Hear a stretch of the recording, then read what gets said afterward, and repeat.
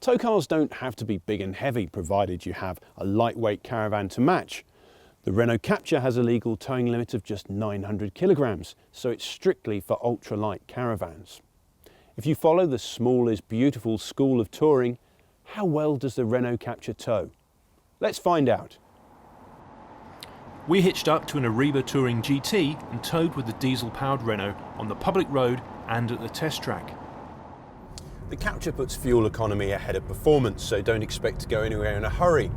But so long as you don't mind working the gearbox and keeping the engine on the boil, the Renault stays just the right side of being underpowered for towing.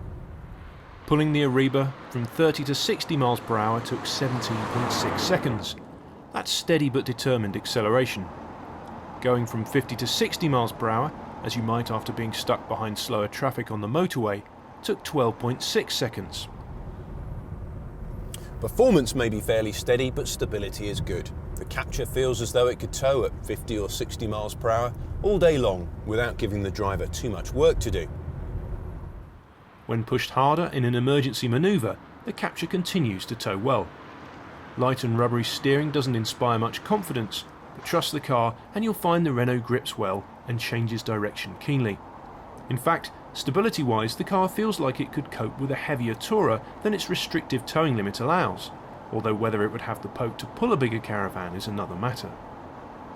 When pulling a light van like the Ariba, the Captur is remarkably economical, returning 38.8 mpg on a mix of A roads and motorways.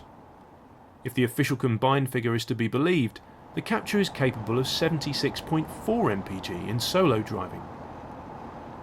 Low emissions go hand in hand with such impressive fuel economy, which means there's no vehicle excise duty to pay.